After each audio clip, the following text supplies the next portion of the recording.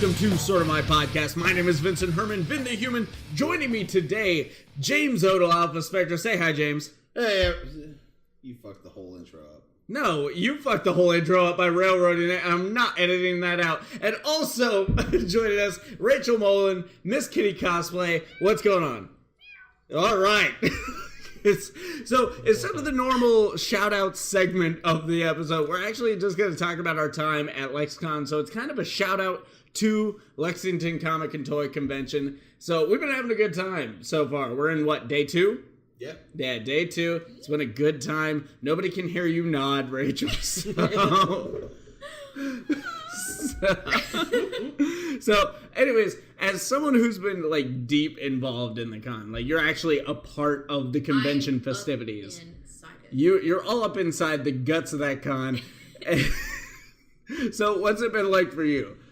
It's been hectic. It's actually been great so far. Everything has been very positive, very, very good.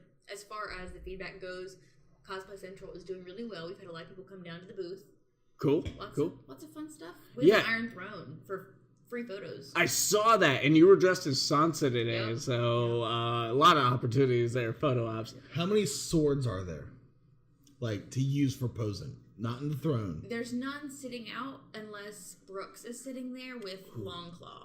You guys should, I was going to say, you should think about... We're going to supply that. The booth was kind of just, like, given to us this weekend without a lot of heads up. Next convention, we know it's available. There will be lots of surprises. Bitchin'. So, hey, guys, look out for that next year. Odell, we've been buying a lot of comics. Dude, we've bought so much... Okay, we've bought so much shit this year, but nothing compared to the amount of money I spent last year. Yeah. Actually, I've spent less money this year walking away with more than I did last year walking away with less. Last year, I was encouraging you to spend money you didn't have. I was spending money because I had too much. But, like, last year I walked away with a lot of cool shit. I finished out my Robin collection. I got a really great Jay Lee sketch. Yep. This year, I'm getting a commission done by Rico. I don't even know his last fucking name. But, shout out to Rico. I don't even know his last fucking name. But all in all, like, it's been enjoyable. Been talking to some of the creators. Haven't really gotten into any media lines yet, but most of those people aren't here. Well, I'm visiting. I'm going to Kevin Conroy tomorrow, and I made the decision that I didn't vacuously want him to sign just any random Batman the Animated Series figure, and I forgot my box set at home. So I decided, because that is the voice of Batman to me. That is the voice I hear when I'm not recording, but reading a comic book. I'd have him sign a book. So I went out, I looked, we found Dark Knight Returns. So I'm going to have him sign a copy of that. That's going to be my big pull from this. Now, a question for you. What voice do you hear when you are recording Batman? When I am recording Batman, I hear my own. That sounded like a really bad Native American. This is why we can't have nice things, man. Yeah, well, this is why we can't have a nice podcast. But no, I filled almost an entire short box of comics, including trades and stuff. Just marked a lot of stuff off my list this year, which says more than last year, too. Even though we had, like, more media guests and comic guests and stuff, like, I wasn't able to really define anything I wanted to walk away with outside of prints and stuff. So, like, I feel like the comic game went up this year. Oh, yeah, definitely. Yeah, for sure. All right, moving on from there, guys. We're going to go ahead and talk about some trailers. Oh, my God. We forgot to have you guys watch the trailers. Hold on. Thank Zod. Every episode. Thank Zod for editing. Okay, so moving on from there, though, we are going to talk about some trailers. First up, we have the new trailer for the Sabrina Chilling Adventures Part 2. I'm not looking at my script. That's why I'm so fucking flaky right now. That's why you're choppy. Really, really bad. Looks wicked, off the chain, and like a lot of fun, but I feel a little lost on this thing because I have not really. Okay, so I have to do that over again now. You happy about it? Good thing you got that out.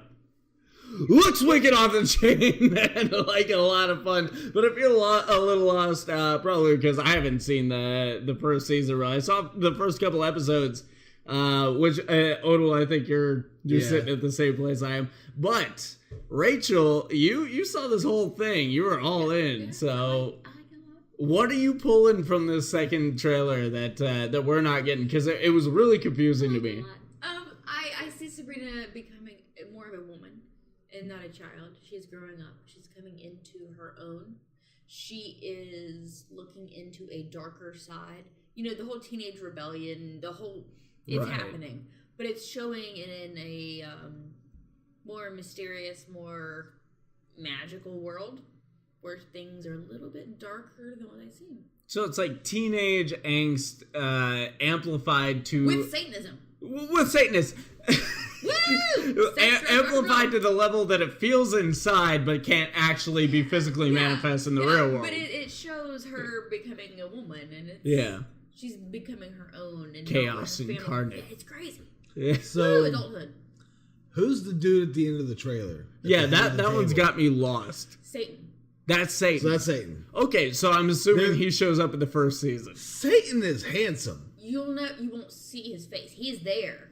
You'll see like off shots of him. He's in the room. It's implied. You won't see his face. It'll be like the back of a chair. Oh, so I feel Satan all the time then. Yeah. I mean, he's always with us. He's always with us. Yeah, of course. So do my podcast, official podcast of Satan. I'm not even against it. Oh boy. I don't know if our numbers are going to go down or up because of that. Up. Can they go either way? I think we've got a fixed income at this point. We can hashtag Satan. So like, there's some views. There you go. I mean, it'll be in the hell with this episode tags. We'll put hashtag Satan in the episode tags. Honestly, I know a lot of people that would listen to it because of that.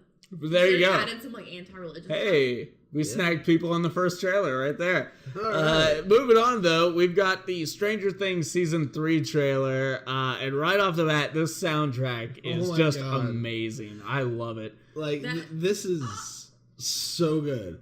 We get Motley Crue, we get the Who, we get.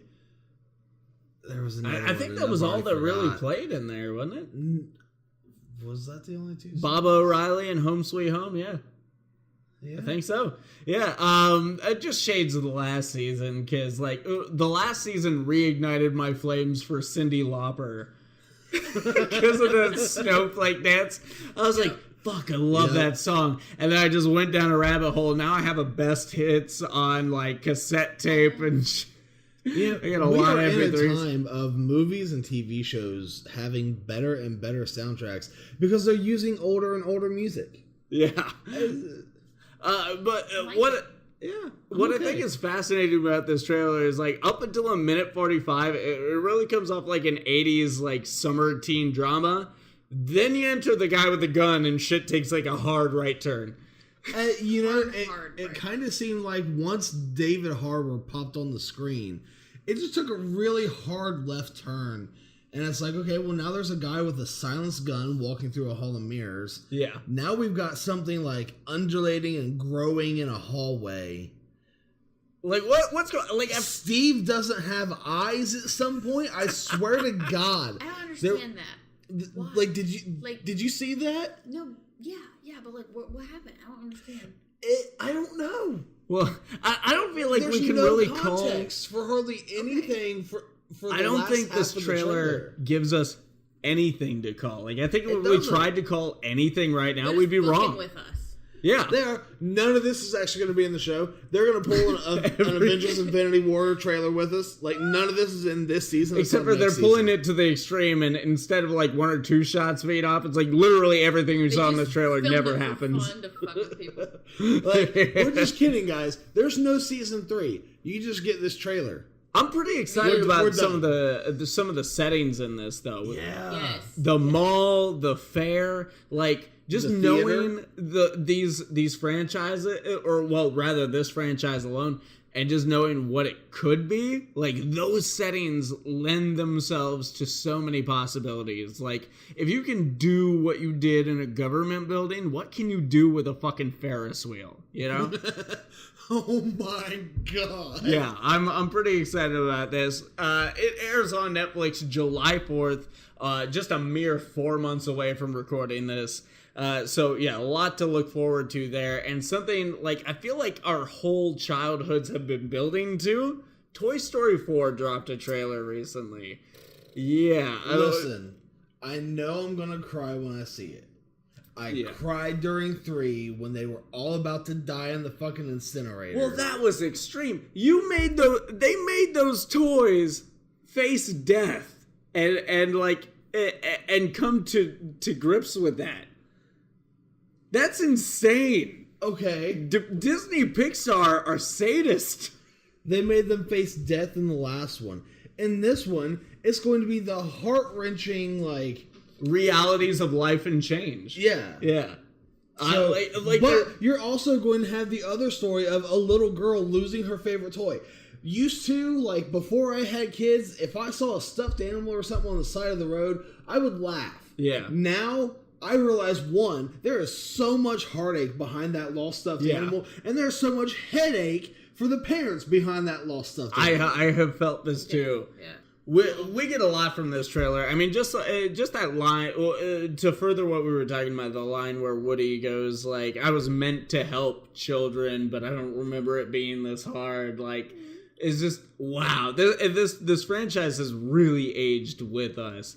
But to hark on more of the, like, detailed things in this trailer, and I really wanted to talk about this because I saw you rolling your eyes around this part. Bo Peep is kind of a badass now, and a little bit of a temptress, trying to steer Woody away from returning to Bonnie.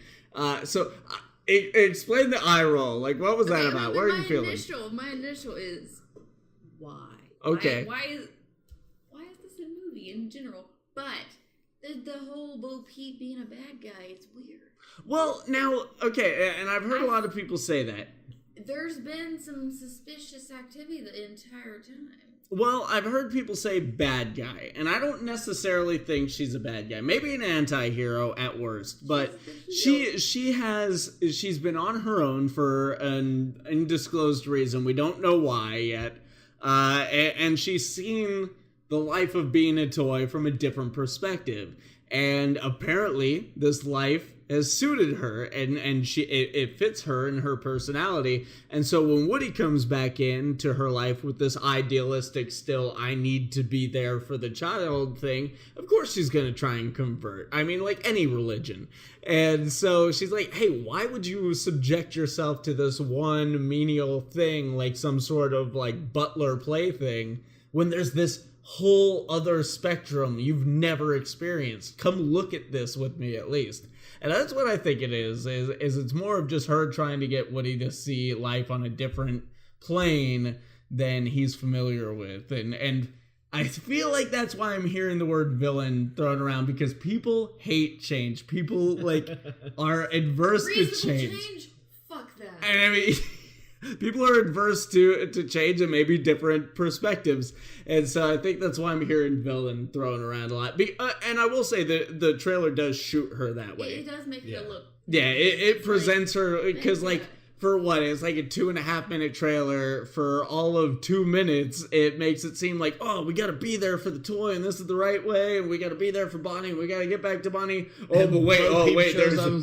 here's Bo Peep. But I think if you dig deeper into it, it's a little different. I'm looking forward to it though. What about you guys? I'm down. Oh yeah, they got my money. From the first movie, it's been one of those, like, I can remember almost every detail of the first and second movie, and then the third one came out. It's like, yeah, this is still good. Like, I put it on for the kids to watch, and they went upstairs and played while I sat there and finished watching the movie. It's still my movie. They have never lost me a beat in this entire franchise. I will argue, like, as time goes on, Toy Story 2 gets a little more forgettable. And I think that's going to end up being the weaker one of the franchise. But the second movies usually are, with the exception of Two Towers. Yeah. Yep. Booyah. That's fair. Moving on, though, we've got some news to dig into here. At this year's Game Developers Conference in San Francisco, Google announced its gaming service Stadia. The service will be available through desktop computers, laptops, tablets, and phones as long as the device is capable of streaming directly through Google's Stadia dedicated data centers, and will allow users connected online through their browsers, with Google releasing controllers compatible with the service. Hey, Benny, say that one part 3 times fast. Say all of it 3 times fast? Wait, which part? No, the Google Stadia dedicated data center. Google Stadia, okay, hold on. Google Stadia dedicated data centers, Google Stadia dedicated data centers, Google Stadia dedicated data centers. I tripped up a little bit on the first one, but not enough to really be detrimental. Anyways, I am not much of a gamer. Me personally, I feel like, Google, you're a little late to the fucking game. What are you doing here? No, they're not. I mean, it has been tried before, but not successfully. Mm-hmm. Is it NVIDIA? NVIDIA. They're trying it out right now. Now, issues are usually with the lag input, but I feel with Google being the company it is, with the reach that it is, it has the possibility to be something great. As long as you have a good internet connection. Right. And I feel like that's where they're going to fall short, though. Google has tried these things before that are great ideas. Google Glass. I personally was like, Google Glass is a fucking awesome idea. Me personally, though, you're never going to get handed a dime of my money because I can't afford that. I can't maintain that. What is it? And I feel like that's where they're going to fall short, is they're not taking in the typical American household, and they're just going after the idea of the gaming market. I mean, the thing, a price point hasn't been set for this yet. Right. So we can't really base anything on that. But what? He's just agreeing with you. Thanks for the editing. You're welcome. But what we need to look at is, how is this going to present to the overall gamers market? Mm-hmm. One of the biggest topics out there right now is crossplay, cross-compatibility, which we're seeing a rise in among online play. Is this going to be strictly you're going to play single-player games on this, and you're going to be able to play online with users of that service? Or is it going to link into other game servers, like, say, you wanted to play Fortnite, of all things? Yeah. A very popular game right now. If you... kind of fallen off because of Apex Legends, but sure. True. But, say Fortnite, Apex, Call of Duty, any of these games, if you wanted to get on there and play, are you only going to be linked up with players on this Google service, or are you going to be linked up with players from... Well, yeah, I mean... Been set yet. Yeah. And you also, you have to take into account the dark sheep here, which is Sony, who have always been, like, troublesome when it comes to Google Play, for sure. For me, like, I don't know. I'm a very particular market. I have no inclinations towards online play whatsoever. Honestly, if we could keep it all hard copy and it could all be just something I put on my shelf, that'd be fantastic for me. I am all about it. But I'm a little antiquated in that way. And I realize it. I know that that is getting phased out, and it eventually won't be that way. I'm already hearing talks about the PS5 and what they're planning for that. So funny you bring that up. I'm gonna add a little bit more video game news, as is per my usual. We're getting a Alpha's editorial bite-sized interjection, an Alpha's interjection. Alpha's interjection, fantastic. We are actually. Very soon, I'm not sure if there's a release date for it or not yet, but there is an Xbox console that is not going to have a disc drive and is going to be digital only. Yeah, I had heard something about that. It is going to have, I believe the price point on it is going to be around $199, but as far as anything included with it, I was speaking to a couple of GameStop employees about them, what they should do with it versus what they're going to do with it. Mm-hmm. Realistically, the Xbox has the Game Pass, which gives you access to any Xbox exclusive game, one of which is Crackdown 3, which is a hell of a lot of fun. Sea of Thieves, State of Decay. There's several great games that are on the Game Pass already, as well as the entire library of games that have been released free with Xbox Gold, and several other 360 backwards compatible games. If they were to release this new Xbox One with, say, a 6-month or a 1-year membership to the Game Pass service, that would be the ideal way to launch this. That would be the ideal way to get sales on this. Because if you have to go and drop $200 on something that you are never going to buy another physical piece of merchandise for, then you should at least get some kind of digital bonus with this service. Because any Xbox disc you have, whether it's backwards compatible or an Xbox One, is useless for this console.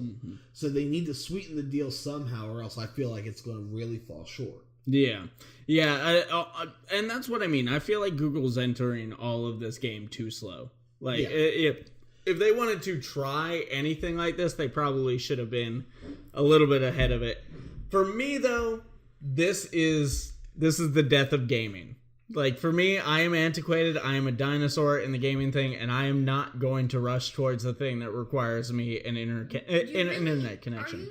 Are you that much of a dinosaur? Like, you have to have, like, your physical copy? Well, not so much as a physical copy, but if I have to stream the game from offline, it's just not going to happen with me. I mean, I guess maybe just because I've been spoiled as a PC gamer, like, I'm used to streaming things. And maybe it's a generational thing. I don't know. Like, I'm so adverse to playing online with other players because it's really the negative connotations that come with that.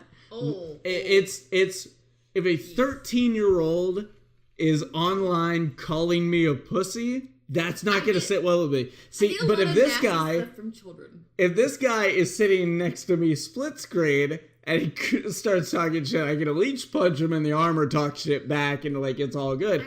I've never been an online gamer at all. I do a lot of shit talking with the online people. But it's fun because you're like playing with other people that you don't know. I don't have a lot of like real life friends that I play with. So I need to make friends. I can't remember the game, but my son even is suffering from my standpoint on this because there was some game that we wanted to get. Oh, it was Fallout 76. Fallout 76 is the prime example of where my standpoint is on this. I love the Fallout franchise.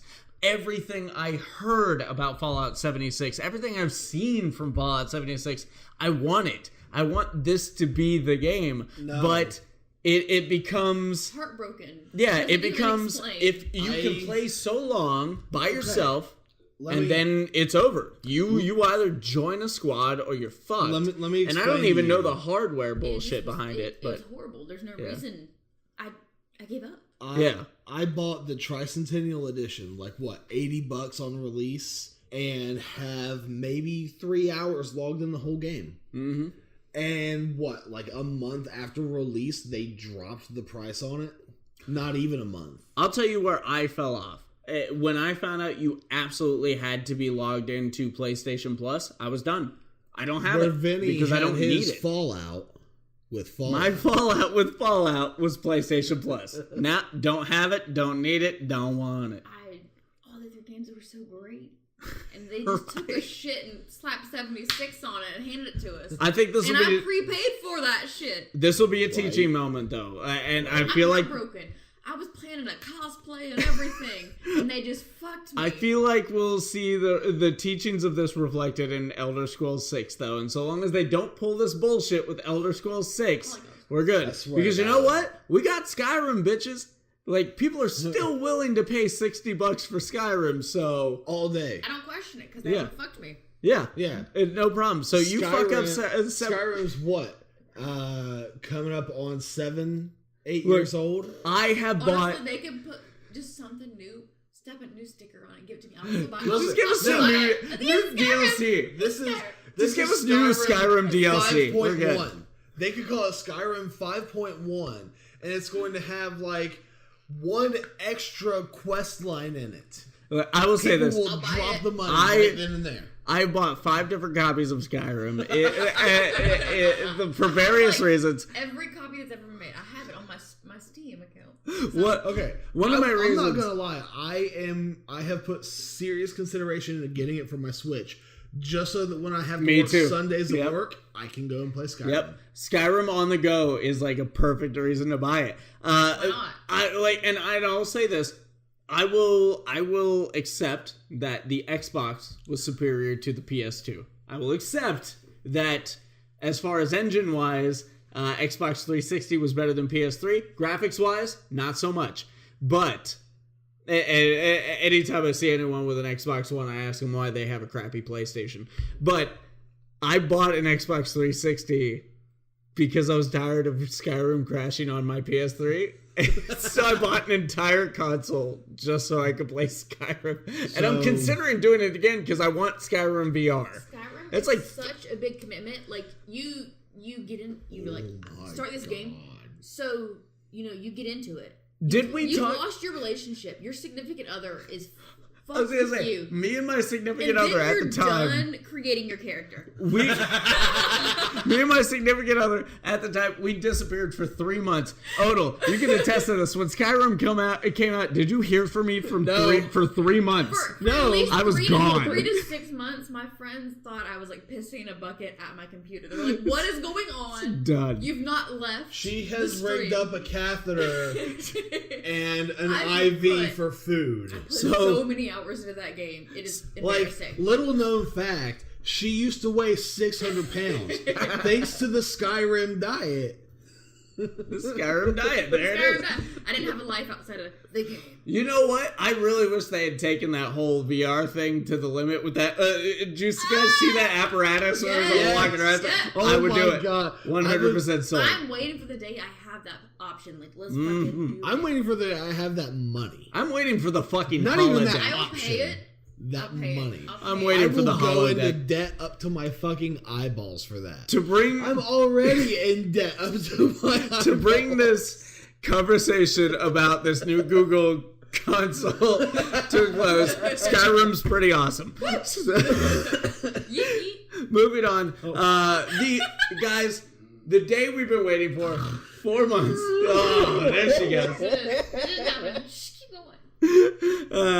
The Fox Disney merger is finally finalized, guys. I have here, and instead of talking about the things that have been talked about 100 times, I have here instead a list of just some of the movie and TV properties Disney now owns. We will discuss these. Hold on.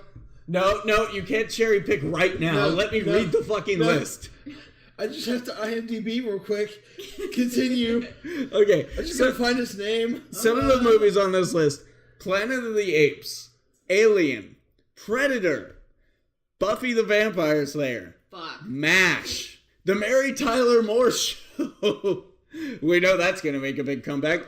Home Alone, the live-action Chipmunks films, The X-Files, Modern Family, The Simpsons, Family Guy, Bob's Burgers, American Dad, Futurama, and King of the Hill. Die Hard, the original theatrical releases of the original Star Wars films, and that's just to name a few. Before this goes any further, can we just appreciate the fact that from M.A.S.H, Klinger is now a Disney princess? No, because I've never watched M.A.S.H. What? Oh, I'm sorry, I'm not 87 years old. I'm younger than you. I've seen it. What is there in M.A.S.H? I've never gotten this. You guys try and sell me on M.A.S.H right now in like 30 really seconds. Sell me on M.A.S.H in 30 seconds. In 30 seconds? Yeah. Okay. God, what war was that? Vietnam. Vietnam War. Doctors trying to find humor in everyday life during surgery, making their own booze, one trying to cross-dress to get kicked out of the military. I can see all this on Scrubs except for the military aspect. Military Scrubs. There you go. Military. It's nice. It's funny. It's humor. It's nice. It's nice. I'm Italian. You guys remember when Borat was popular? Oh my god. I'll never forget. It's seared into my brain. He's nice. Yes. All I see is his like bright yellow, green bikini. Bikini. Well, bikini. Well, I'm That's not too particularly excited for M.A.S.H. I am definitely excited by a lot of things on this list. Also, removing Die Hard. We'll talk about Die Hard in a second. Buffy. Buffy could be I a Disney know. princess now. No, There has been talk. I'm upset. Don't touch her. Well, They're no, gonna fuck it but up. there has been talk about a continuation of the Reprints. series before Reprints. Disney took over, which means that we could see like the new Slayer, not disregarding Buffy particularly, I'm but worried. Don't fuck it. Well, Disney yeah. is so But soft and so what if they bring her back as a mentor for a new series? she's the new Giles. Yeah. I'm afraid they're gonna fuck it up. Well, yeah, that's always a possibility It's too. Disney. They're soft. They're squishy. They're princesses. Oh no! Disney has their R-rated They things, killed but you half just of don't know it's existence. Disney because you don't know everything Disney owns. But they have their R-rated properties. They're even saying they're going to leave Deadpool as it is. They're going to continue the Deadpool Well, my biggest movies. concern when I saw this was, oh my god, Deadpool's over. Yeah. And that is Simpsons. too much of a cash cow. Yeah. And honestly, a lot of people are clamoring for Deadpool in the MCU. Don't want it. I don't think that Deadpool fits with those movies. It would ruin them. Yeah. And I don't want to see Deadpool running around with the Avengers. I want to see Now- Deadpool making fun of the Avengers with Chris Evans popping up every now and again. You know, let's do Deadpool 3, but now we have all the toys to play with. No, in Deadpool movies, every so often, Chris Evans is just gonna pop up language. Yes. Are you guys at all phased by I smacked my microphone for a second. By The Simpsons, Family Guy, any of that stuff, the animated properties? I think they're gonna leave them alone, let them do their own The thing. ones that are over, I think, are gonna be fine. Are any of those over? King of the Hill hasn't had. Well, yeah, I guess. Oh, yeah. Actually, that latter half, for a while. American Dad, Futurama, and King of the Hill are all over. But But I love them all. I feel like they know well enough to leave these properties alone and maybe King of the Hill. But I could see them reviving Futurama. I don't think so. Because I don't think Matt Groening wants to revive. Yeah. It'd be cool though. It would be cool. They went back and forth so many times. So Mark here is saying that King of the Hill is coming back with Booby older. No. Well, it's Bobby, but no. With Booby older. Fantastic. I don't know you. Don't touch my purse. Okay. No, they can't. It's been too long. King of the Hill. It really has. And That was. the voice actress of Luann is dead now. It's been too long. What I am 100% excited for, though, like, and again, we'll get to Die Hard. That's the one I'm excited. The original theatrical releases of the original Star Wars. Have you guys ever watched the Blu-ray versions, the collections that came out of the Star Wars movies and their special editions? But they are so cleaned up, so gorgeous. They, regardless of the George Lucas edits, just the shots from the original trilogy, unencumbered, except for the cleanup, look fantastic. So to watch these in their original forms in a Blu-ray 4K setting, wow, I can't wait for that. I can't wait to spend $90 on that Blu-ray set. You know, But if you think about it, three trilogies. If you're gonna spend $90, that's $10 a movie. That's a good fucking deal for Blu-ray. Oh, hell yeah. And plus, it's Disney. They're not going to pass up a theatrical release of these cleaned up original classics. Fuck no. So we're going to get to go watch this shit on the big screen like our grandparents intended. You know? Fuck yes. Now on to Die Hard. Because they have been talking about the sixth Die Hard movie a bit being a jump between the between young John McClane and old John McClane, being a flashback movie. And worst of all, they've abandoned their pun scheme and just decided to call it McClane. And so this was all before Fox got taken over by Disney, before this was finalized. So now there is actually room for someone with a good idea. I'm not going to name names. Sorry, I normally don't cough on podcasts like that, and I normally edited it out, but I guess I missed this one. But yeah, no, this lends the idea to better writers, to better staffing and stuff. So I'm very excited for that. Anyone have anything to say about Die Hard other than me? I'm really excited for it. Cool. Just because. Suck it, it's Mark. happening. He's thumbs downing off no, Mike. Just because it needed to happen. It's been a while. Yeah. I've been waiting. Like, it's one of my favorite franchises. I hate to, like, admit that in public. I know, like, don't look at me. Die Hard like, is my okay. favorite movie of all time. I know, but, like, I don't want to admit that personally. I'm not to that level of acceptance to be out in public. I don't think you've seen any but the first movie, Odell. I've seen I love 4? Them. I love them so much, but don't tell people. 3. You've really seen 1 through 3. I watch them every Christmas, and I always cry. Which one's the 4th one? Live Free or Die Hard. The one with Justin Long. With the son? No, that's the 5th one. Okay, I don't think I remember Live Free or Die Hard. Wow, you missed out. So we're watching again. Yeah. I have the whole franchise right over there on Blu-ray, except we don't have a Blu-ray player. We're excited. I'm excited. Yeah, for sure. Now, furthering this discussion, the obvious thing here with this deal is the MCU. The big thing everyone is expecting to be affected. And I wanted to discuss with you guys, like, how do you think the best way they can handle the X-Men, the best way they can bring in the Fantastic Four, because it can't just be a smash. Like, they can't just go, like, turn a hard left and go, like, okay, fuck, we gotta get an X-Men movie out.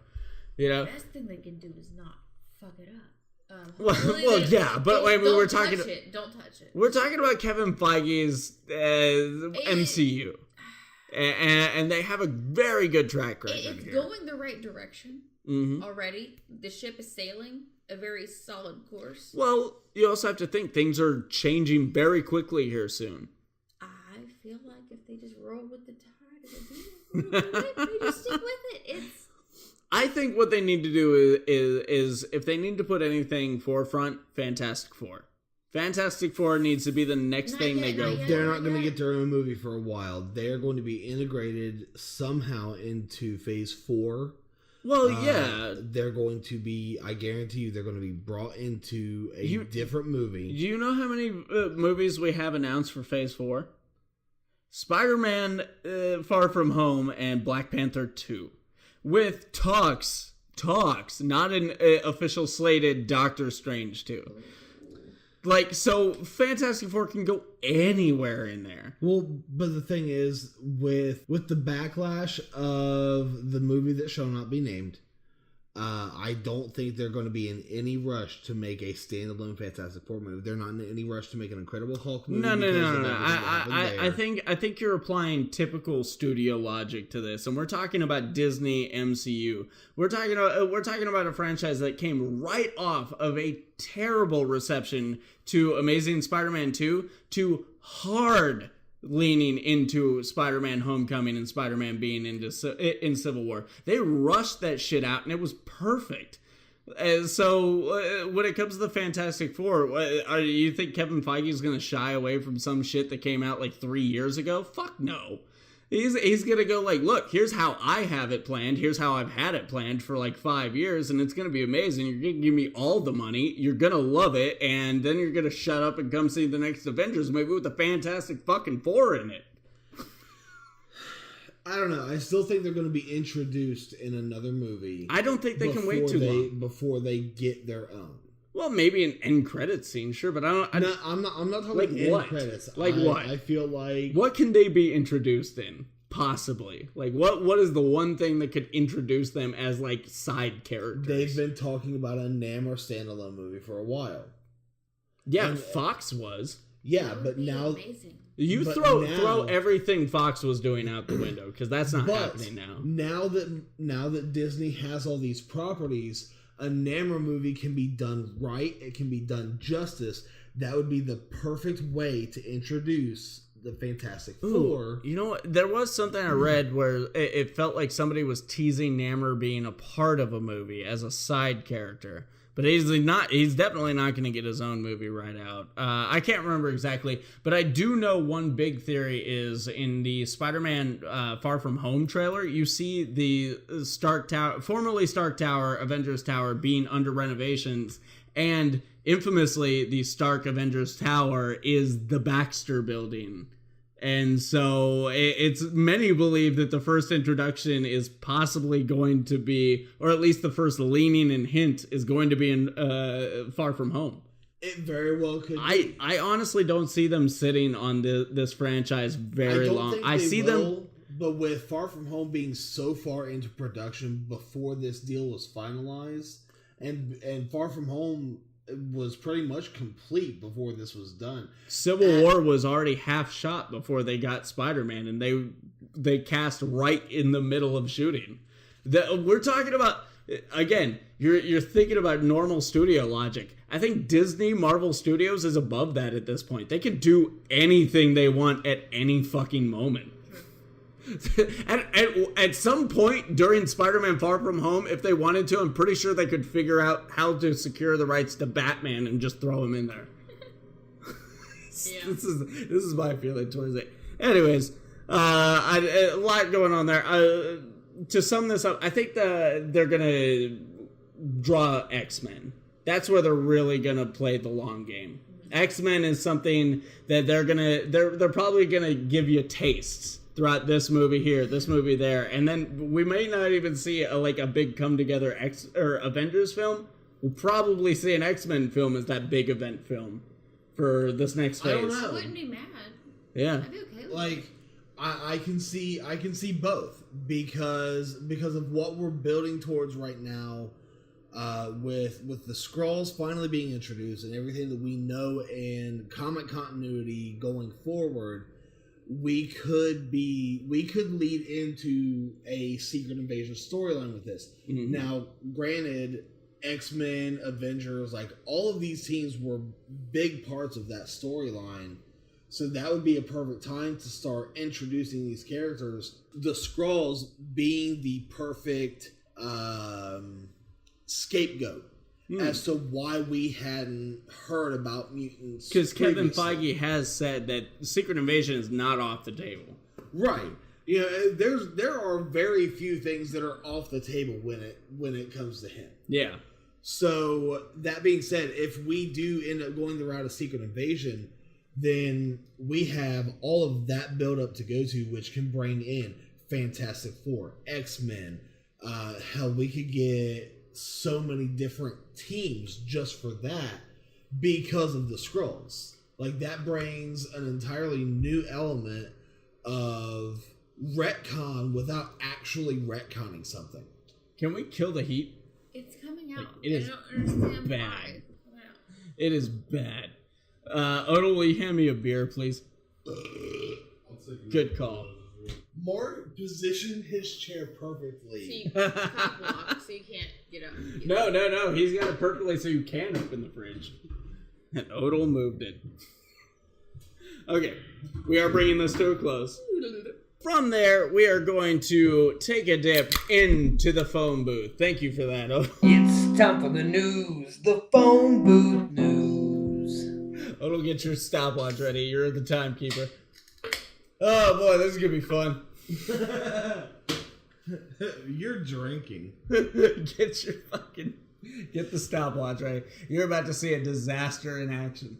That's right, everyone. It's time for the phone booth news, where I try to give you the news faster than Deadpool can save the day, which gives me 3 minutes, 45 seconds. Odell has his finger on the timer. Whenever you are ready. Okay, go.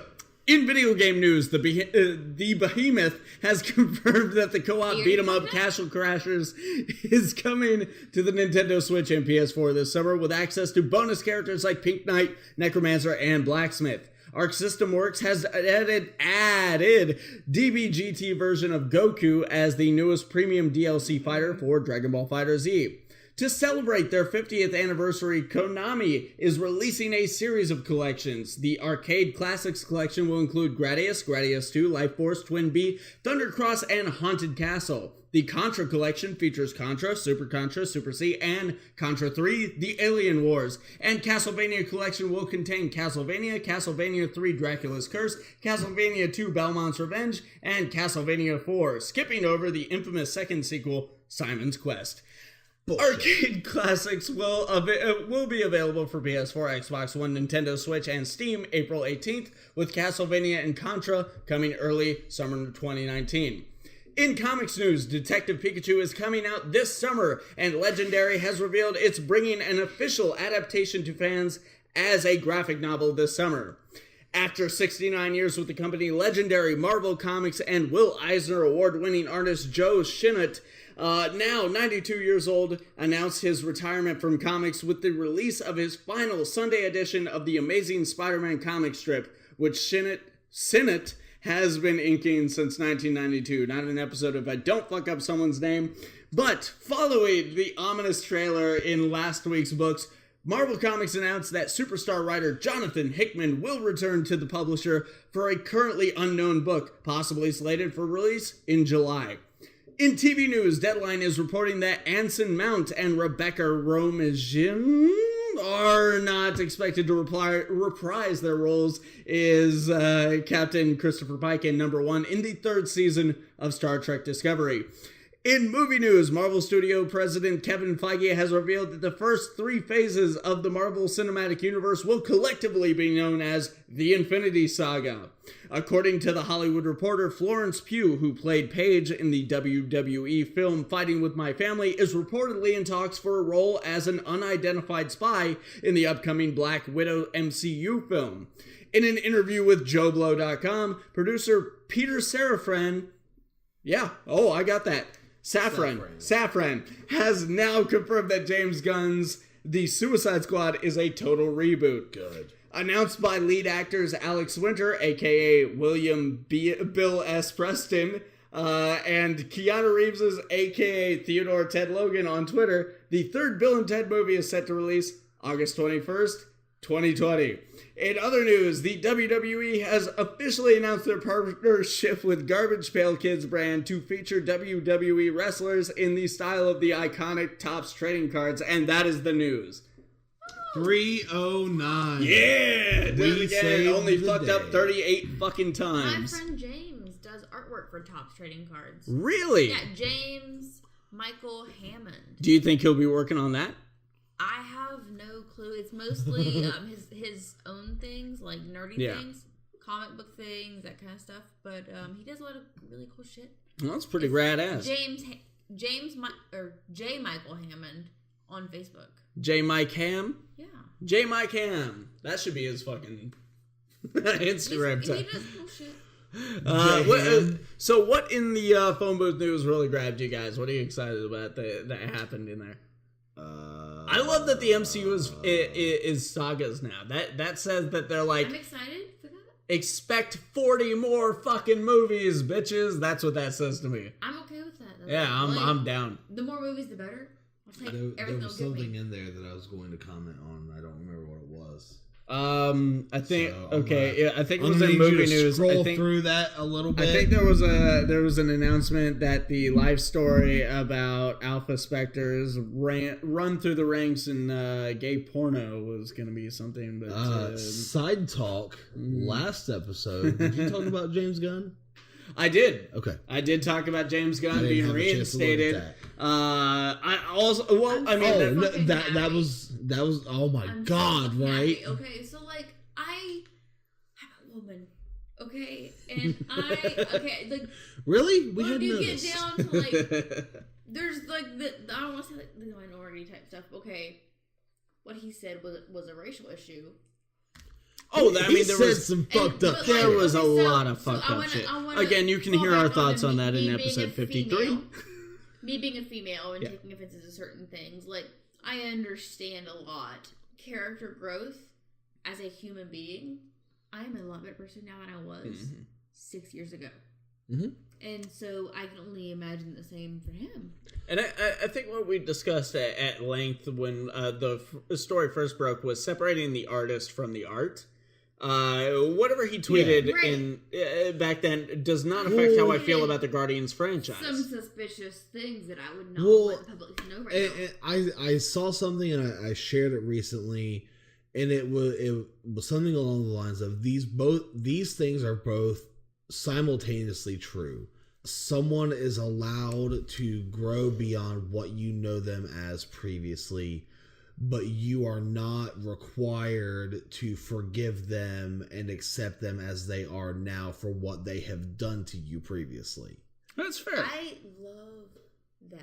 Yeah, that's very fair. I mean, I feel that on Yeah. every level, from lower to upper, if that makes sense. Like, Right. like fuck the guy that did that to me, but at the same time, I'm that better person that should rise. Good on him for becoming a better person.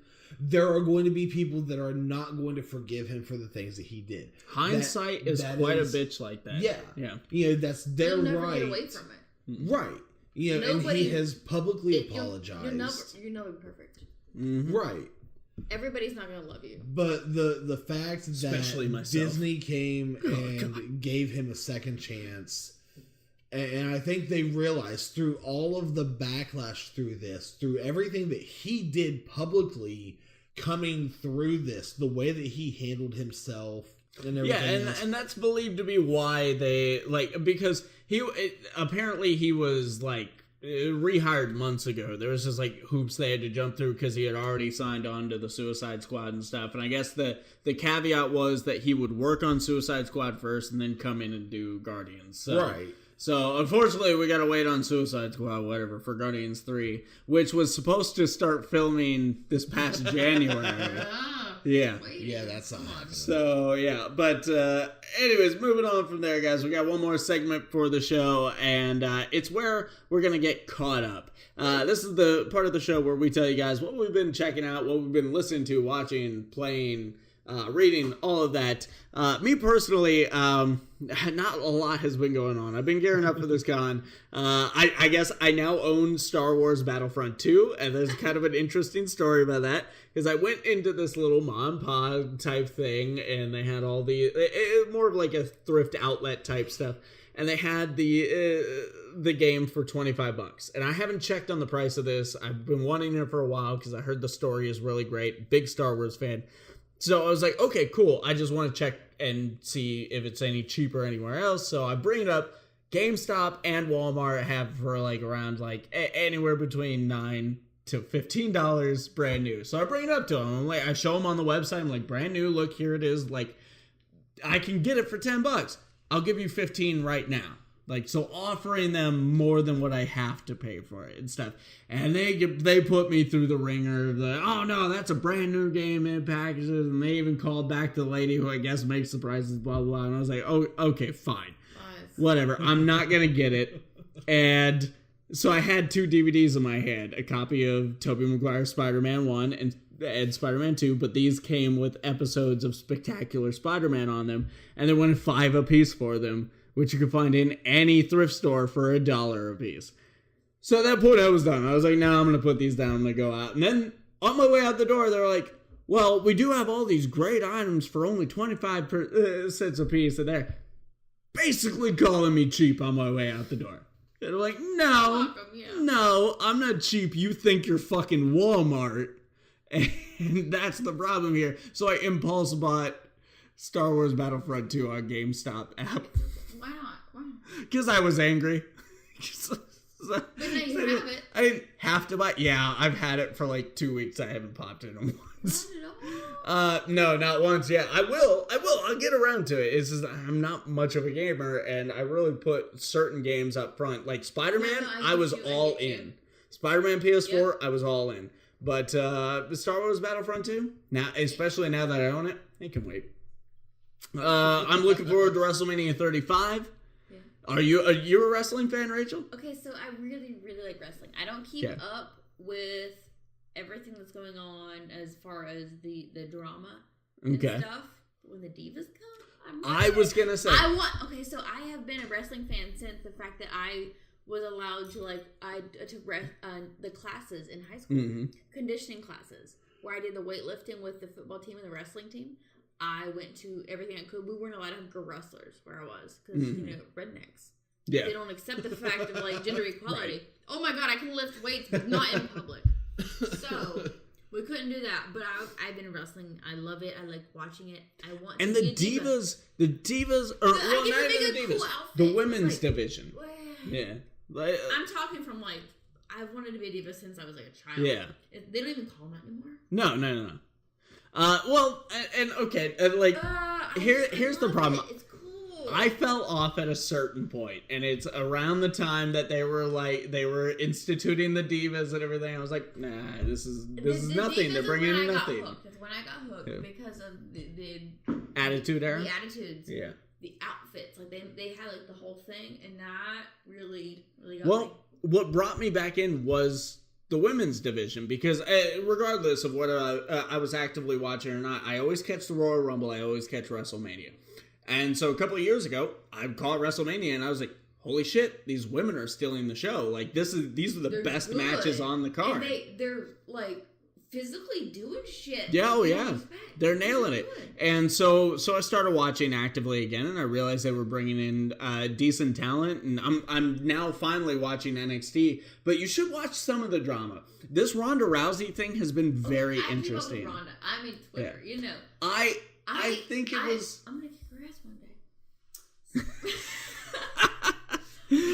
I think it's been a very interesting progression. They brought her in. She was green. I remember her first fucking fight. Oh yeah, I have been watching her. Ronda's amazing, just as an athlete outside of the WWE. Blows my mind. And now they've made her a bad guy. Now they are leaning hard, and they're doing things where I'm pretty sure she is actually fucking up these other women, like. Because she can. I want her to fuck me up. They tried. I'm like begging, please, Ronda, please. Confessions with Miss Kitty Cosplay. No, like, That's the new segment here on Sort of My Podcast. Now, Miss Kitty Confessions. Miss Kitty Confessions. No, but no, it's been really cool. Like, because I was starting to fall off. I was off the bandwagon for Ronda for a couple weeks there because she was getting complacent and lazy. And then they were like, hey, go be a badass. She was like, gotcha. Did it. And now I'm so excited for that at WrestleMania. Batista Triple H seems like gimmicky, but also I know those two could probably tear the house down, so I'm cool with it. They got a lot of cool stuff going on this year, so I'm looking forward to that. Otherwise, I've just been watching anything 90s. I'm watching Seinfeld. I'm watching Cheers. I'm watching literally the 90s on Netflix. So that's all I've been getting around to. I haven't even really been keeping up with the CW shows too much. Excuse me, this week. Yeah, I'm ashamed. I'm falling behind. That is a number one priority for me too, and I just haven't gotten there. Okay, James, what have you been keeping up with?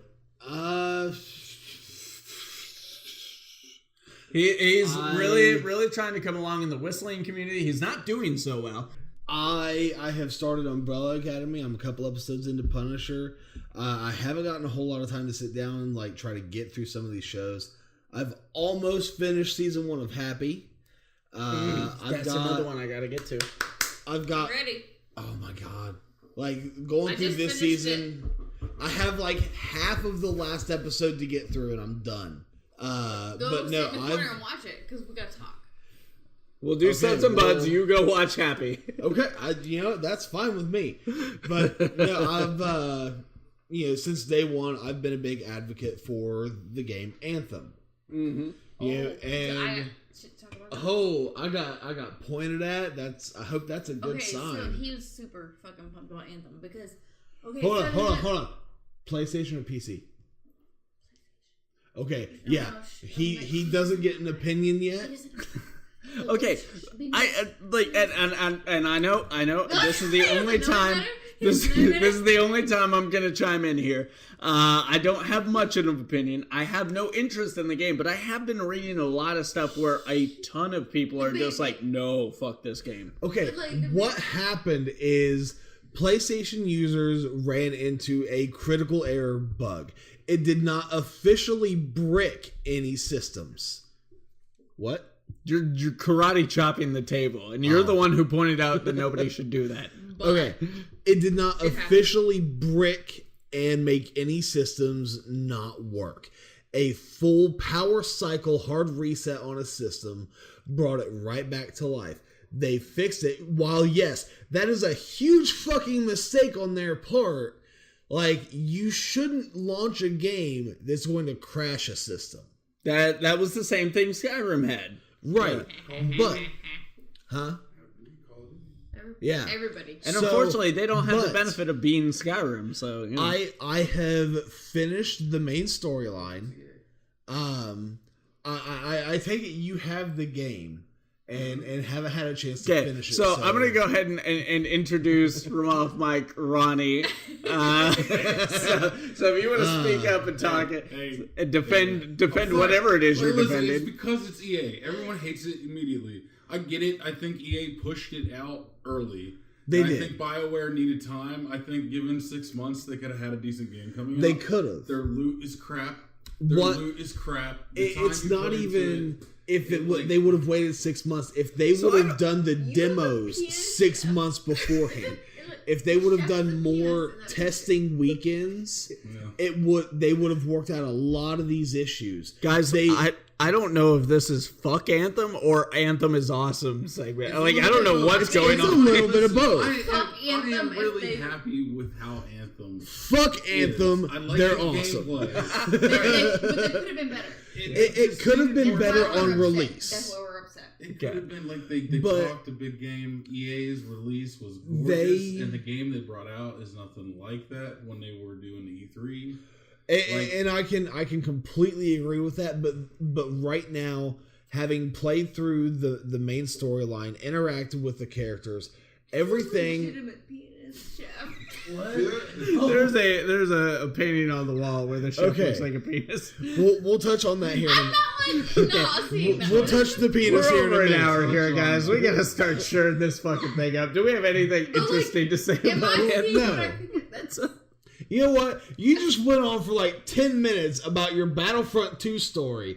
You can give me like that 5 or 6 funny story. You can give me 5 or 6 minutes about all of the shit going on with Anthem and everything. Odell said Ronnie has been sitting over there.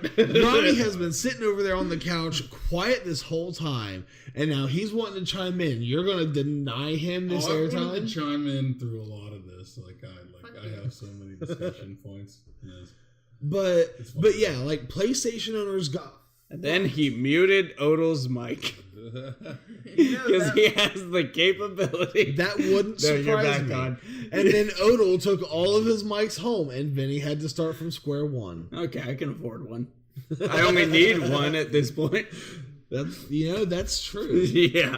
Okay. Anyways, I'll let you guys go.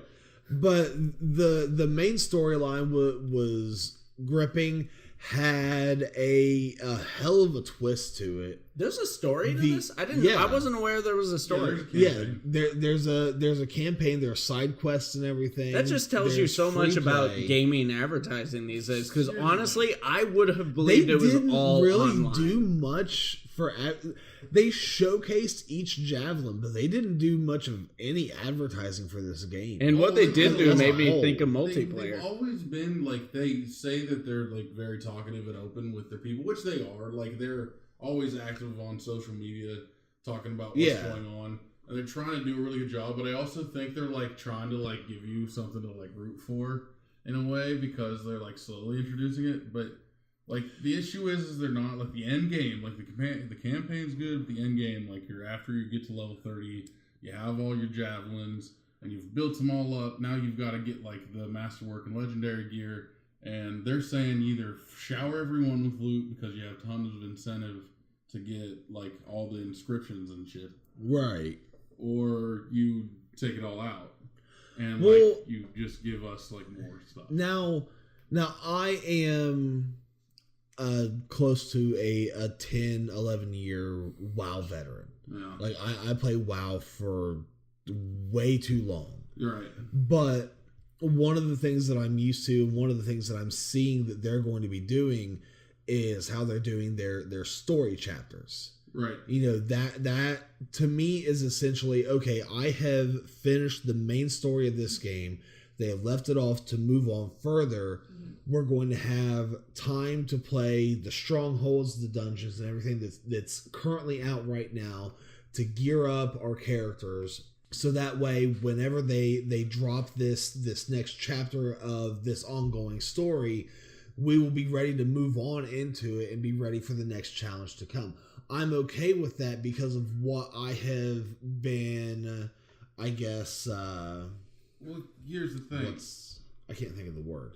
I think Anthem, like, the problem is if they release all the loot like everyone wants, they want loot changes, or they release all the loot, they're going to have to go right back to the fact that they don't have enough content to carry that much loot getting thrown all the time. So like they're like slowly trying to release it, but they're not. They're way behind on it, right? You know. I mean, the thing is, they've already made. The men are talking about Anthem. They've already made Grandmaster 2 and 3. Right, they're talking about 4 already. Much higher drops from Masterwork and Legendary, right. which is huge, which is also another thing that we've seen kind of come, I feel has come from Blizzard with Diablo, with the different torment levels. Yes. Well, now there was there was a Reddit, a subreddit. Okay. A subreddit, the Diablo 2. I'm in the same relation. The Diablo 2 developer, like the guy that point, developed all the background noise. We're drinking till had suggestions. Like he gave this big long suggestion to BioWare as what they should do and like the direction they should go with it. He gave them like 3 or 4 different suggestions. Right. And which honestly, like, but that was because Diablo. They had to I bring just that can't guy talk to him in right now because he's talking about Anthem. I don't care about that. Which I mean, the torment thing, the torment levels in Diablo really worked. You know, and I feel like it made the game worth continuing to play, especially because I'm pouring it right into the mic. Pour it. Yeah. Oh, yeah. Perfect. but So we just started having a conversation while you guys talking about it. we noticed. We We noticed. We gave you a moment. Can you please bring it to a close? Because we are pretty deep I was into just this talking. thing at this point. Yeah, I didn't really think about the we're going to continue this discussion off mic. Guys, thank you for joining us on this. No, special we are not episode. even done. Rachel hasn't even talked about her getting caught up through it. Jesus. Oh my god, what? I'm scared. She's getting caught up on a glass of Tullamore Dew. I have dranky fast good. Okay, what have you been watching, playing, listening to? Everything. Honestly, everything. Everything like in I have been watching, if it is available new, I watch it just because I have no social life. I sit around. I was about to say, you got a lot of time on your hands. Anything suggested, like anything new on Netflix, that kind of thing, I'm right there waiting. Wow. Anything standing out to you, like huge, like big thing? I'm scared of the sex robots thing. Love, sex, and robots? I'm Love, scared Death, and Robots. Oh my god. A friend of mine a friend of mine posts on Facebook, he was like, love, death, and robots. What does everyone think? And I was like, well, I was soured on love quite a while ago. I made peace with death when I was a child, and I'm really excited by the AI advancement with robots these days, as long as we have a Skynet contingency type thing. Because I haven't watched it yet. I don't know. It takes a lot to get me in the seats for something anime. And it's not that I think anime is bad. There's no prejudice against it. I don't know. It's just I never really leaned that hard towards it. I did when I was younger. Toonami days. We're talking Dragon Ball Z, Cowboy Bebop. It's all on the table for me. Favorite anime of all time, Outlaw Star. Fuck, I really wish they would bring that back for a comeback, because the series ended with like a cliffhanger, like hey, there's more adventures here, and I want to see those fucking adventures. Yeah, oh man, I love that shit. Malfina and the what was the name of the ship? I can't remember. It's been so long since I watched it. Right. Fuck. On Outlaw Star. It was the Outlaw Star. It was the Outlaw Star. You're fucking so smart. We're fantastic, yeah. Well, I think it's time to I think it's time to. I think this is where we say the alcohol is. Yeah, it's time to get to Suds and Buds, because we are 3 sheets to the podcasting wind. Guys, like this episode if you liked it. Subscribe if you loved it. You're checking those out somewhere. Well, here, why not like? Comment your thoughts on any of today's stories, share, and hit that bell on YouTube if you want to know when the newest episodes are up. Like our nerd news page, Sort of My Comics on Facebook, and follow Sort of My Podcast on Instagram. Check out Subject to Change Entertainment on Facebook and Twitter, and all of our personal social media is down in the description below, including Miss Rachel Mullen, our special guest for this episode. The cat call can be heard in the background there. Guys, my name is Vincent Herman, Vin the Human. James Odell, Alphaspecter.